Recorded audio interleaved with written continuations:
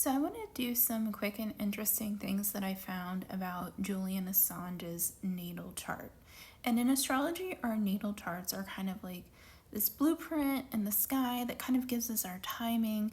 I know there's a lot of different astrologers on this app, but I just want to talk about some of the things. I'm not going to talk about all of the things because Julian Assange has a long story. There's a long astrological history of everything that went on in him being, I guess, set free.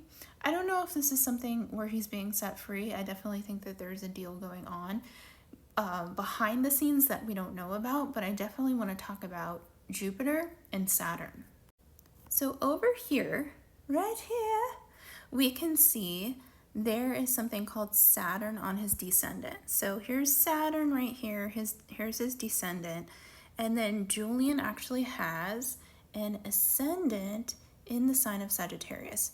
So right now what's going on is we have the planet Jupiter going across his descendant right here. So that's sort of more contracts, it's face-to-face interactions, it's kind of the people we bring into our lives.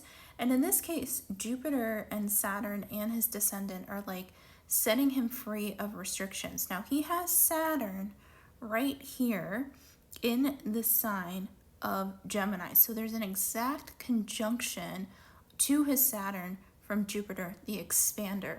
And Saturn can in many ways be the imprisonment because Saturn restricts.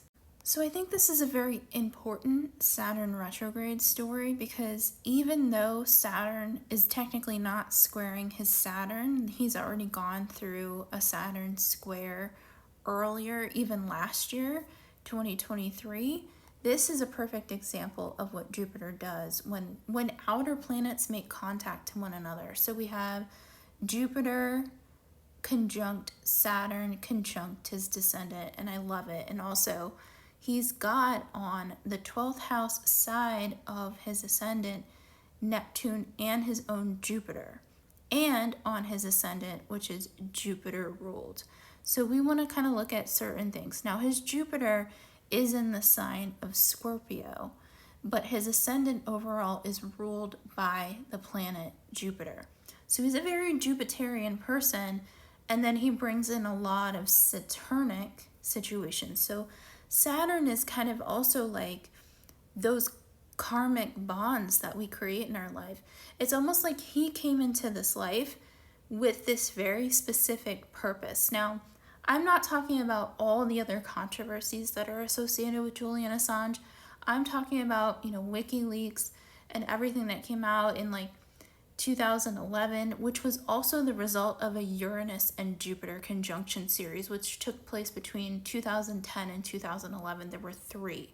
So it's like these very big stories being like blown up, and I don't know if I can say that on TikTok, but just like very heavily expanded, and they were very chaotic. So I think even if we were to look at his own Uranian energy, he has his Uranus right up here.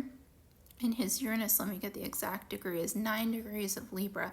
So for him, he also has had an opposition with the eclipses that were happening and a conjunction with the eclipses that were happening earlier in the year.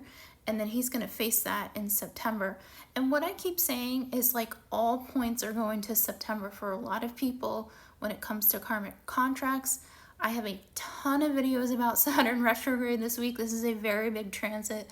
And the reason why it's such a big transit is Saturn's going retrograde, and then we're going to have Pluto, who is in retrograde in Aquarius, re-enter the sign of Capricorn, which is a Saturn-ruled zodiac sign. So is Aquarius, but Aquarius has a Uranian-like vibe as well, where we are really having a ton of reveals. There's a reason why this is called the Age of Aquarius. Julian Assange is definitely one of like the bringers of the light in this situation, however you want to view other stories in his life. So for more, find me right here, TikTok, Trust Your Glitter, Trust Your Glitter, Substack, Rumble, YouTube, all of the places, all of the things, and enjoy the astrology going on in the sky.